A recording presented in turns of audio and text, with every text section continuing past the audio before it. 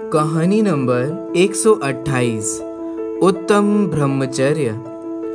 बड़े से राज्य का राजा सर्व सुखों के साथ अपनी रानियों के साथ महल में रहा करता था। पड़ोस के सभी राजा उससे ईर्ष्या करते थे कि इतने बड़े महल और सुंदर सुंदर रानियों के साथ वह कितने ऐश में जीवन बिता रहा है।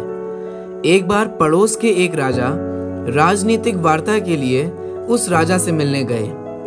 रास्ते में घने जंगलों से गुजरने पर उन्हें पेड़ के नीचे कोई बैठा दिखाई दिया। पास जाकर देखने पर उनके आश्चर्य का कोई ठिकाना ही नहीं रहा जब उन्होंने उन्हीं राजा को साधु वेश में ध्यान करते देखा, जिसकी सुंदर रानियां और राज्य को लेकर वे उससे ईर्ष्या करते थे। वे साधु बने महाराज के पास जाकर बैठते हैं और उनके ध्यान से उठने का इंतजार करते हैं।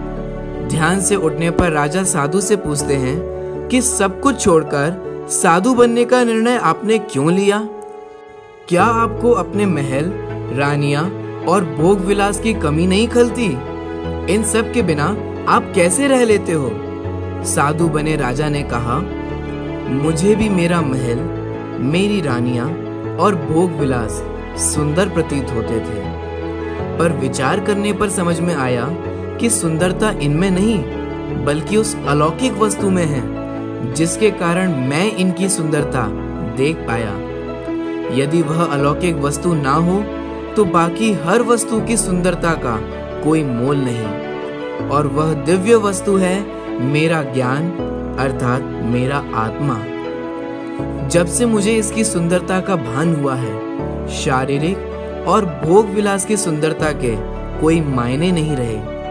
साधु बने राजा के मुख की सौम्यता और असीम शांति को देख हीरे मोती और महंगे कपड़ों से सुसज्जित पड़ोसी राजा को भी ब्रह्मचर्य का मार्ग अपनाने की भावना हुई। अगर आपको ये कहानी पसंद आई हो तो इसे दूसरे लोगों के साथ शेयर करना बिल्कुल ना भूलें। आपका ये छोटा सा प्रोत्साहन ही हमें आपके लिए और कहानी बनाने के लिए प्रेरित करेगा। धन्यवाद आपका जो आपने अंत तक ये कहानी को देखा।